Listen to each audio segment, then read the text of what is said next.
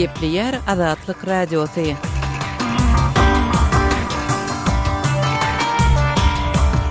Akşamyt hayrly bolsun hormatly radio dinleyijiler. Şugun 2016-njy ýylyň 22-nji marty hepdeniň şeýşembe güni. Habarlar gündeliginde Pragadaky studiýadan men Gözel Hudaýberdiýew alyp barýaryn. Şugunky programmamyzda Belgiýanyň paýtagty Brüsseliň aeroportunda we metro stansiýasynda bolan jemi 3 sany partlamada 20-den gowrak adam wepat boldy. It's also a very sad day for Europe, as Europe and its capital are suffering. Türkmen häkimetleri ýurtda nakt bolmady hasaplaşyk usullaryny ýaýbanlandyrýar, raýatlar bank hyzmatlaryndan peýdalanmakda uly kynçylyk çekýändiklerini aýdýarlar. Türkmenistanda valutanyň nakt sowdasynyň resmi taýdan ýatyrylmagy telekeçilere zarba urýar. Bize bara şu dollaryň aýrylmagy, bahan galmagy bize gaty bara täsir etýär. Gara bazarda da dollar gaty galdy. Aňryk barbam dollar bilen hasaplaşmaly. Şuň biz bu we beýleki temalarda jekmejek durup geçerik. Programmamyzyň esasy bölegine başlamazdan ozal täzelikler bilen tanış bolun.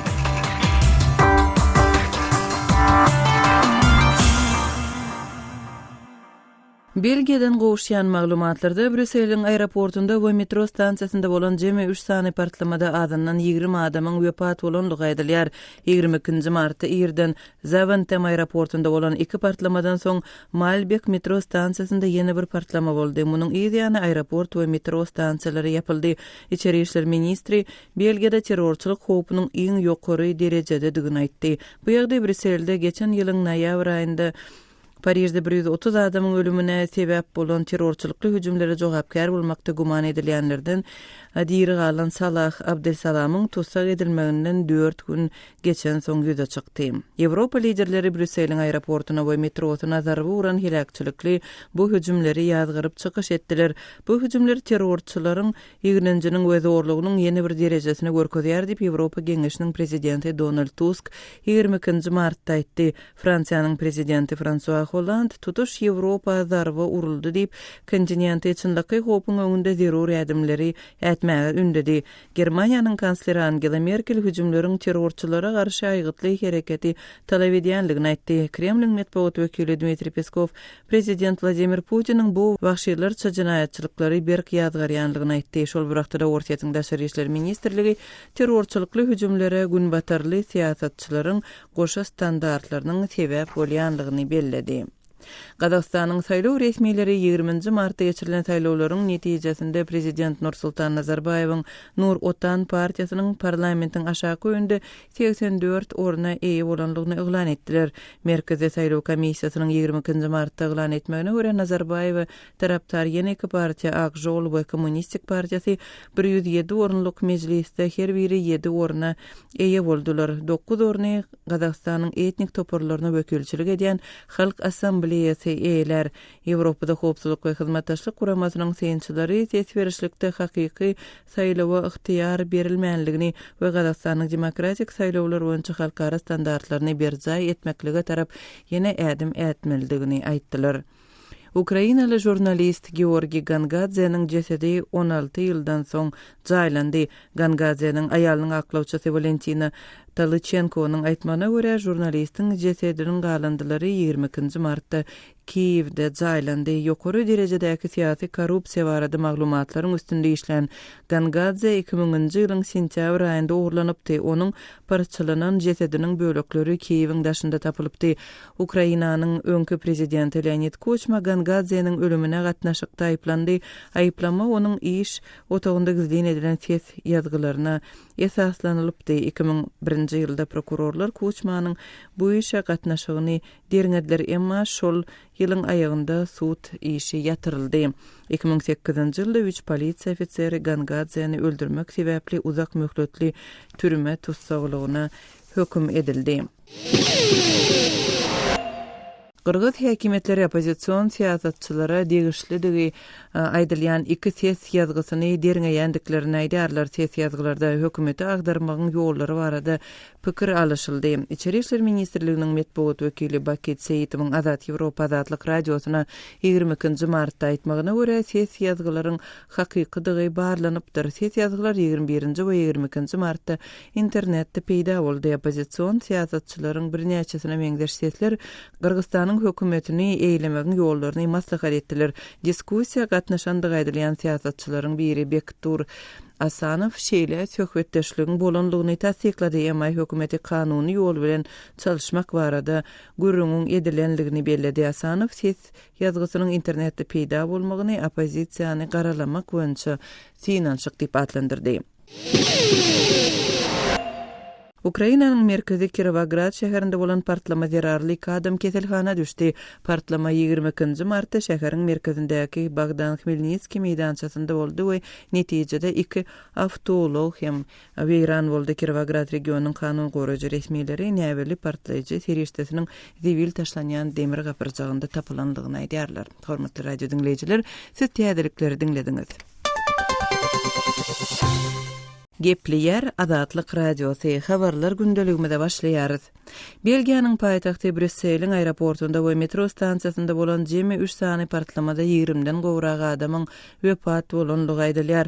Partlamalaryň ikisi 22 martda ýerden Zaventem aeroportunda boldy. Ýyzy süre Malbek metro stansiýasynda da partlama emele geldi. Bu ýagdaýyň jekmejeklerini habarçymyz Aras Perwişiň maglumatyndan dinläli. Belgiýanyň häkimetleri we habar mediýasy 22 martda Brüsseliň esasy aeroportu bilen metro stansiýasynda bolan partlamalarda adından 28 adamyň öldüğini aýdýarlar. Partlamalardan soňra Belgiýanyň paýtagtynda jemgyýetçilik transporty kesilip, Ýewropa Birleşiginiň işgärlerine daşary çykmalyk barada görkezme berildi. Belgiýanyň mediýasy federal prokurorluk edarasynyň partlamalarda adından 28 adam ölüp, 35 adamyň yaralandygyny bildirendigini habar verdiler. Ýöne habar gullugy AFP ýangyn söndürüjilere saralanyp, adından 20 adamyň ölendigini aýdypdy. Habarlarda Zaventem aeroportunda bolan partlamalary janyndan geçen bir hüjümçiniň amala aşyrandygy aýdylýar. Tutuş Belgiýada höşgärlik derejesi ýokarlandyrylyp, maksimuma ýetirildi. Belgiýada ýaşaýan militantlaryň noýabr aýynda Parisde 130 adamyň başyna ýeten hüjümleriň amala aşyrylmagyna kömek edendikleri sebäpli hawpsuzlyk ýagdaýy bu ýerde öz merkezinde durýar. Bu partlamalar Paris hüjümine guman edilýän Saleh Abdeslam diri ele salynanyň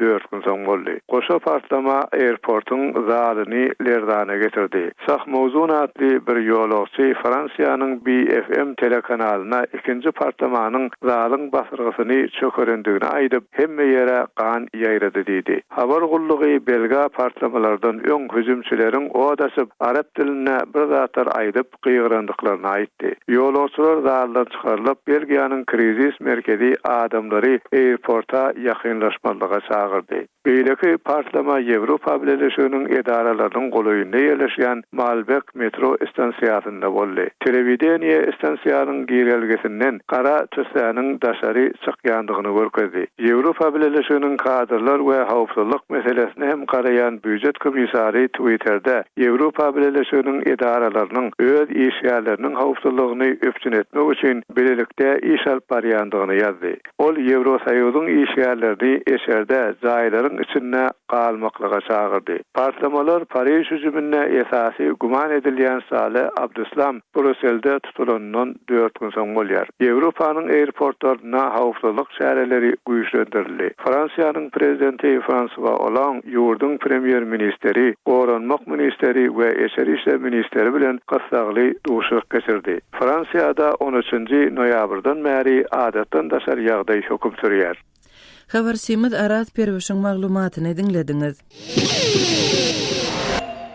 Ortiýetde suud edilen Ukrainaly pilot Savchenko özüne ýönkelen islendik aýyplamalary ret etjekdigini ma'lum etdi. Ortiýetiň Rostov regionunyň Donetsk şäheriniň suudy 21-nji we 22-nji martda okan kararında 34 ýaşly Savchenko'nun 2014-nji ýylda gündäki Ukrainada 2 ortiýetli jurnalistiň ölümine günälidigini iglan etdi. Nadya Savchenko'nun halkara derejesinde berk ýazgyrylan suud prosesine degişli soňky maglumatlary Kerdeşim Muhammed Tahirden dinläli. Ors Suudiyasy Nadia Savchenko onun köp adamlaryň ünsini özüne çekip dürli çekişmelere sebäp bolan jinayet prosesinde karar çıkarmaga başlandı. Tutsak edilen Ukrainalı harby pilotyň adwokaty onun çıkarılan eslendik karary red etjekdigini bildirdi. Pilotyň özü Ukraina hökümeti we Günmatar tarapyndan siyasi sebäpli diýip giňden tanqidlanýan suud prosesinde prokurorlar uruşdan ýaňadargan gündegor Ukrainada 2 sany orsiýetli jurnalistiň helaklenmeginde eli bar diýip aýplanýan Savchenko 23 ýyl türme tutsaklarynyň berilmegini sorýarlar. Höküm onu gyzyklandyran ok. Ol munyň adalet bilen hiç bir ilteşiginiň ýokdugyny ananýar diýip Savchenko onuň adwokatlarynyň biri Nikolay Polozov orsiýetiň Ukraina serhediniň golayynda ýerleşýän şäheri Donetskde suud zalynyň daşynda jurnalistlara aýtdy. Suud prosesi bolsa şu şäherde geçýär. Suudiýa öz gelen netijelerini jemleýänçe karar resmi hasap edilen ok. Muňa 22 martda garaşylýar. Ýöne Suudiýa Leonid Stepanenko'nun beýanaty onuň Savchenko'ny günaly hasaplaýandygyny görkezýär. Ol suudda 34 ýaşly Savchenko'nun öňünden edilen dilduşyk esasynda hereket edip, ýegrenç we düşmançylyk sebäpli 2 adamyň ölümine sebäp bolanlygyny aýtdy. Suudiýa şeýle hem ony bir jinayetçi topara agzalykda we sany çäksiz adamlary öldürmegi maksat edinenlikde aýplady. Orsiýetiň habar gullukları beýanata resmi günah karary hökmünde garaýarlar. Ol sebäpden Savchenko onuň adwokaty netije şeýle bolar diýip çaklaýar. Savchenko bu barada çıkarılan hükme ol günaly ediler. Oňa uzak möhletli türme tutsaklaryny bererler diýip Savchenko ony goraýan adwokatlaryň biri Mark Fagan Twitter'de ýazdy. Öz watanynda kahraman hasaplanýan pilot gyz 2014-nji ýylda 2 orsiýetli jurnalistiň ölümine sebäp bolan minomyut hüjüminde gönükdürjilik edenlikde aýplanýar. Ors prokurorlary şeýle de ony orsiýete bir kanun güdenlikde aýplaýarlar. Savchenko bu aýplamalary red edip özüniň 2014-nji ýylyň iýununda bir militin batalyonda orsiýet tarapyndan goldanylýan separatistlere garşy söwüşip ýörke tutulandygyny we zor bilen orsiýete äkidilenligini aýdýar. Harby pilot 2015-nji ýylda suud prosesi başlaly bäri boýun bilen öz tutumundan dänmän gelýär. Ol öz tutulmagyna protest bildirip bir näçe gezek açlyk kymyglan etdi. Kardeşim Muhammed Tahir'in maglumatyny dinlediňiz. Nadia Savchenko'nun işi boýunça 21-nji we 22-nji martda geçirilen 2 günlük suud dinlençigi ony 22 ýyllyk türme tutsaklygyna hökm etmek bilen tamamlandy. Hormatly radio dinleýijiler, habarlar gündeligimizi bildirişimiz bilen dowam etdirýäris. Hormatly dinleýijiler, Azatlyk radiosu elektron poçta arkaly iýerilýän hepdelik nesirlerini çap edip başlaýar. Hepdelik nesirlerimizin özüňize iýerilmegini isleseňiz, bize öz elektron poçtaňyzyň adresini ýollar. Öz adreslerinizi metduat, e-mail belgisi gmail.com adresimize, şeýle-de Moskwadaky telefon nomerimize SMS arkaly iýerip bilersiňiz. Telefon nomerimiz 7-926 236 04 55. Telefon nomerimizi gaýtalaýaryn. 7-926 236 04 55. Azatlyk radiosynyň elektron poçta arkaly iýerýän hepdelik nesirlerine ýazylmagy diýjikdirmä.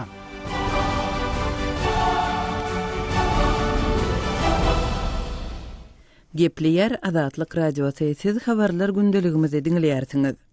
Türkmenistanyň resmileri häzirki wagtda ýurduň bank puwdagyny östürmek, şol sanda nakt bolmadyk pul öwrülüşigini güýçlendirmek boýunça iş alyp barýandyklaryny aýdýarlar. Merkezi banky şuryň başynda giriden nakt pul çalyşygyny çäklendirmek çäresiniň de nakt bolmadyk operasiýalary ýaýwanlandyrmak maksady bilen düşündiripdi. Türkmenistanyň raýatlary bolsa bank üstü bilen amala aşyrylan islendik işlerinde kynçylyk döreýänligini aýdýarlar. Türkmenistandaky habar Sima Drewşan Çaryýewiň maglumatlaryny dinläli. Bankın üstü bilen pul geçirimler bilen bagly 2 ay töweregiminden ozal giýizilen täze düzgün bar haber edilýär. Bu ýagdaý diňe puly daşary ýurtlara uğratmak bilen çäklenmän Türkmenistanyň içindäki pul geçirimlerini hem öz içine alýar. Bank pul geçirmek isleýän adamlardan dürli dokumentlary talap edýär. Olaryň arasynda geçirilmeli puluň nädip gazanylandygyny görkezýän goşmaça dokumentler hem bar. Bu şert başga birine däl öz adyňdaky kartoçkasyna pul geçirmekçi bolýan müşterilere hem degişli. Bankomat kartoçkalarynyň ilat köpçüligine ýaýradylyp başlanmagyndan bäri aradan kän wagt geçen ok. Emma onun dörediyen yenilikler sebäpli ol soňky döwürde halk arasynda barha meşhurluk gazanyp başlady. Agdalyan bankomat kartçykasy islendik ýerde öz kartçykagyna goýulan puly almak ýaly mümkinçilikler berýär. Türkmenistanyň ilaty daşary ýurtlarda kän ýyllardan bäri ulanylýan we ATM kartlary diýilip hem atlandyrylýan bu kartçyklaryň hödýerini ýaňy görüp başlady. Meniň 2 sany bankomat kartym bar. Häzirki wagtda onuň birini doganma berdim. Oňa aýda pul geçirýäryn. Ýöne guruluş giden soň ustalaryň hakyny ol şol kartçyk arkaly hasabymdan çykaryp berýärdi diýip özüni döwlet diýip tanadan 40 ýaşlarynda kymarly ildeşimiz gurrun berýär. Soňky girdilen düzgün döwletiň ýagdaýyny has kynlaşdyrdy. Sebäbi ol wezipesi boýunça meýdanda işleýär. Gazanjyny bank hasabyna ýatyrmak üçin ol mundan meýlek şol puly gazanan ýerleriniň hersinden dokument getirmeli. Munyň üçin uzak wagt gerek. Hatda bu ýagdaý käbir halatlarda mümkin hem däl. Döwlet bu arada bu düzgünleri girdiler bäri men bankomat kartçykamyň ýeňilligini göremok. Öň nowata durup pulumy banka ýatyrýardym. Bu kartçyka pul geçirmäne gowy ýeňillik döretdi diýsem, indi olam bir alada boldy diýýär. Bankomat kartlarından ozal ýurdun içinde esasy pul geçirimleri poçta arkaly amala aşyrylýardy. Emma poçtanyň hyzmatlary tölegli. Poçta we bankomat kartlarından başga ýurtda gyrat adly tiz pul geçirim sistemasy hem işleýär. Poçtanyň narhy bilen deňeşdirilende ol amatlyrak. Meselem bu sistem arkaly iwerilýän pul jeminiň 3 törümini tölemek bilen pul iwerip bolýar. Emma bu hyzmaty banklaryň hemmesi üçin etmeýär. Gyrat hyzmaty 3 güniň içinde pul geçirýär. Emma men indi onuň üçin goşmaça girdejim hakdaky spravka almaly. Her aýda beýdip spravka alyp durjak bolsaň maňsat däl. Edaramyzdan her gezek şol spravkany bermeýär diýip özüni gurban ul diýip tanadan 45 ýaşlarynda kymarly ildeşimiz Azatlyk radiosyna gurrun berýär. Bu ýagdaý erkin sowda bilen meşgullanýan adamlar üçin hasam kynçylyk döredýär. Sebäbi olaryň sowdasy köplenç nagd pul edilýär, ýagny dokumentleşdirilmeýär. Dokument bolmansoň ol puly banka ýatyryp bolanok, ýa bank arkaly kimdir birine iwerip bolmaýar. Bu kynçylyklar sebäpli adamlar soňky günlerde bu ýagdaýdan öz buluşly çykalga tapypdyrlar. Meselem welaýatlary pul iweriljek bolsa, bu hyzmaty hususy taksiler amala aşyryp başlapdyrlar. Olara bu hyzmatlar üçin belli bir töleg edilýär.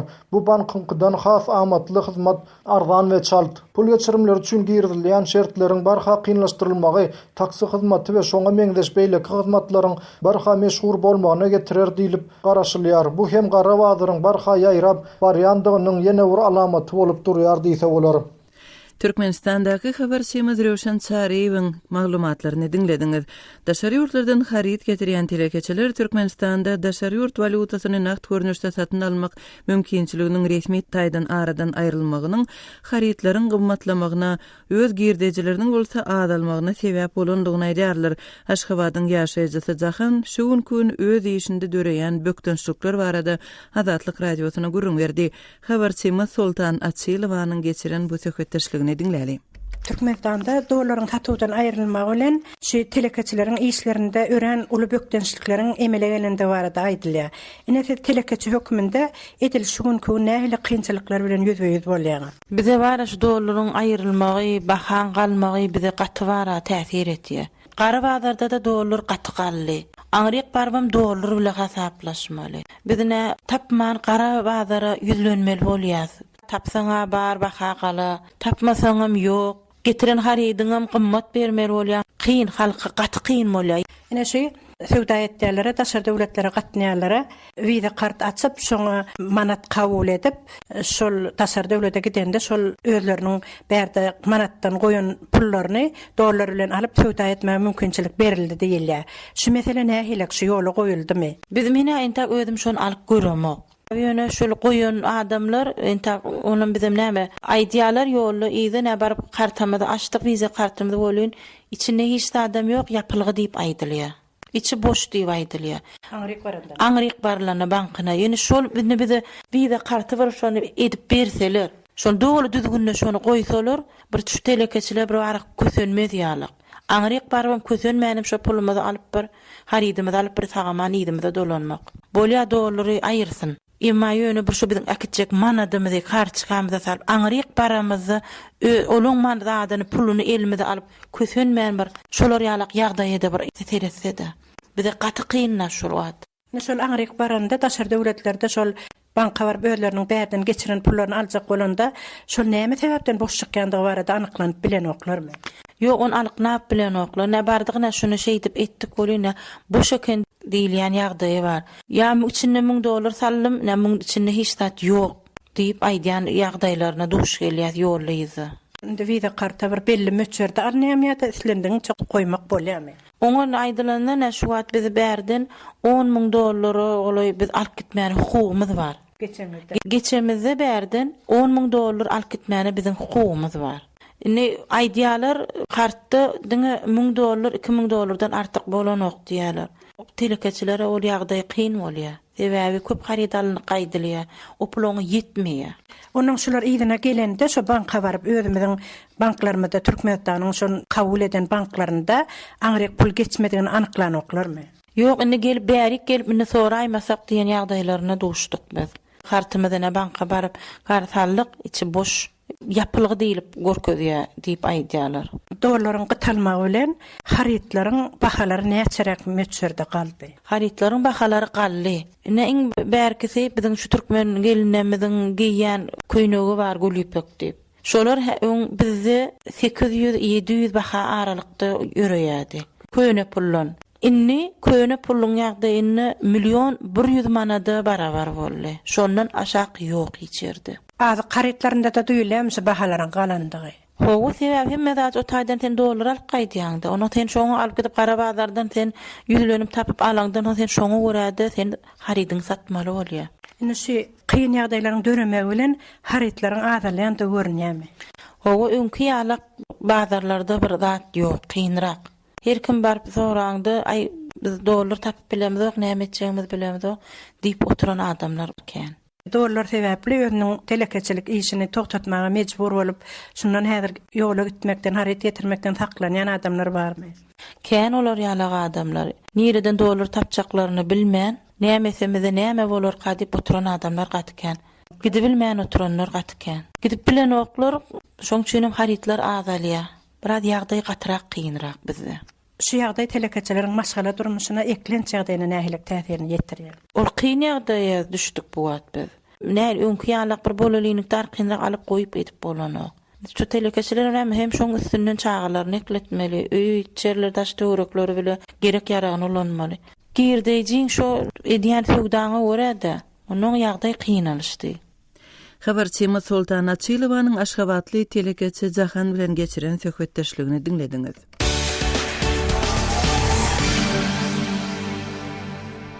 Gepleyer Azatlyk radiosy habarlar gündeligimizi dowam etdirýäris. Türkmenistanyň Balkan vilayatynda owalaryň ençemesinde telefon aragatnaşygy ýoly goýulýar. Türkmenistanly ýazyjy Murat Bogaýew medeni merkezlerden uzakda ýerleşýän bu owalaryň ençemesinde ýaşaýjylaryň hem statsionar hem de mobil aragatnaşygyň bolmazlygyndan közenýänligini öň Azatlyk radiosyna gurrun beripdi. Ine şu gün şol owalara timleriň çekilýänligi aýdylýar. Ýa-ni ýakynda Balkan vilayatyna tapar eden Aman Murat aga özüniň şaýat bolan ýagdaýlary barada Azatlyk radiosyna gurrun berdi. Aman Murat siz ýakyn günlerde Balkan vilayatyna baryp gaýtdyňyz. Hemem ozalky döwürde vilayatyň käbir owalarynda telefon gatnaşygynyň ýokdugyny, umumyň owalaryň gözgeyni ýagdaýdadygyny gurrun beripdiňiz. Hem şu tapar baranyňyzda şol ýerde ýagdaýyň özgerenligine şaýat bolandygyňyzy aýtdyňyz. Hususan da telefon liniýalarynyň statsionar telefonlaryň owalara çekilýänligini gurrun berdiňiz. Şol owalar haýsylar? Bu owalar umumyň köp döňüne ýaşaýsany köprek owalaryň azyny tutýan, häzirki türkmen maşy etrabynyň oýmot gökleri ağlamış ýaly owalary. Bu owalar meden zonadan 350-400 kilometr daşlykda ýerleşýär. Gazancı käbirki ady bereket etrabynyň burgun zamanyalı öy telefonlar, statsionar telefonlar çekiliyor. Bir ovalarım, burgunum, zamanım Medeni Doğu'dan 250 kilometre kemesi daşlıkta yerleşen ovalar. Yine şu ovalara stasioner telefonların çekilmeyi bu kutlanmalı yazay sebebi yine zamanlı ovası olan mesela kalanının öcüklü yani soğutuğu telefonunun ullanmak mümkünçülüğü yok. O yerlerde sol ulluğun yani altınatır öcüklü telefonun antenaları bina edilmeni.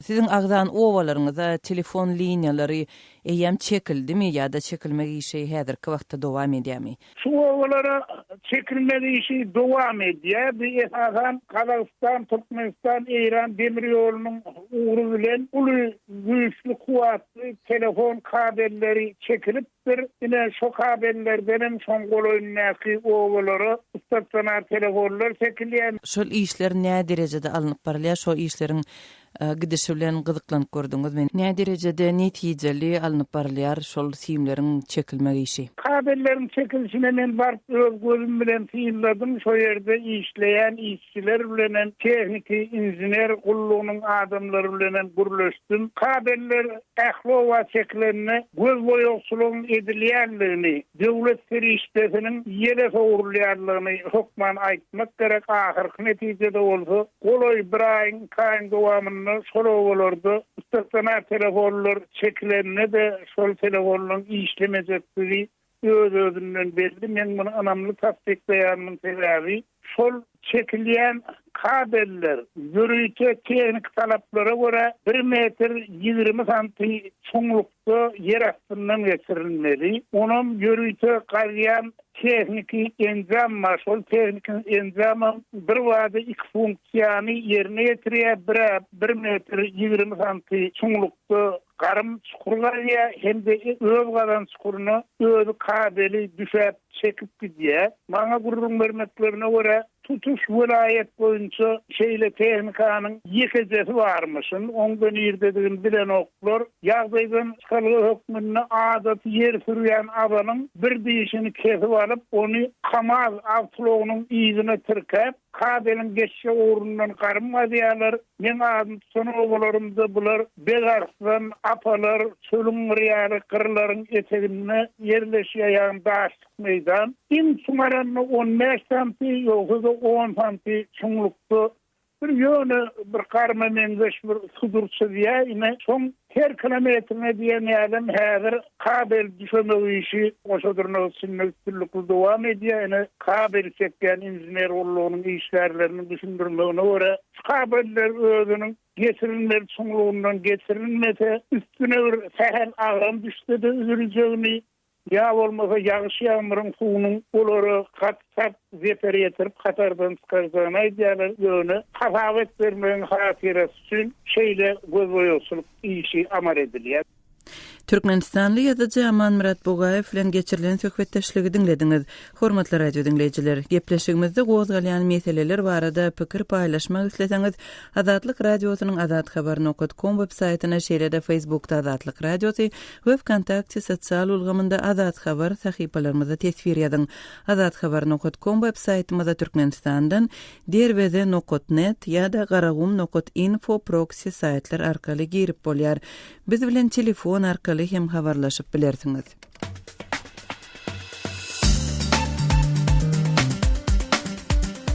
Hormatly radio dinleýijiler, Azatlyk radiosy bilen telefon arkaly habarlaşmak isleseňiz biziň Moskvadaky telefon nomerimize jaň edin. Nomerimiz 7-926-236-04-55. Jaň edeningizde size awtomatik görnüşde gysga bildiriş eşitiriler. Ondan soň siz öz meseleňizi mailem edip bilersiňiz. Size jaň etmegimizi isleseňiz hökman öz telefon nomeriňizi aýdyň. Biz gysga wagtda siz bilen habarlaşarys. Azatlyk radiosynyň telefon nomeri 7-926-236-04-55. Şu nomere SMS hem ýollap bolýar. Azatlyk radiosy siziň jaňlaryňyza garaşýar.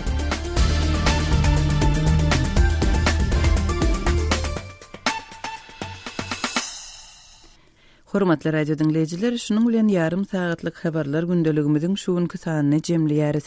Saatly hareketmeden soň gepleşigimizi ýazgy görnüşinde dinläp bilersiňiz. Azatlyk radiosynyň efir tolkunlarynda galyň.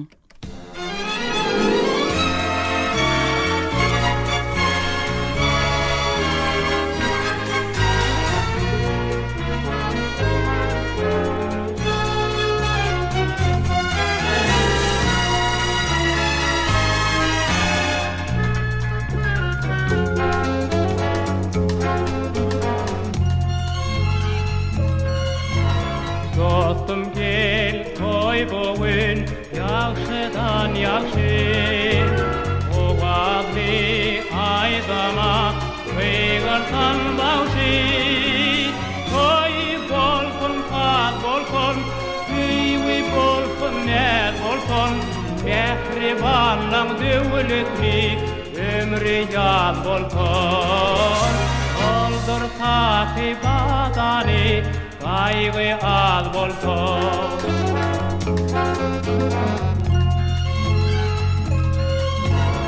Aydaryň alqaşlar mehribanlara Odratlar döredýän bahramanlar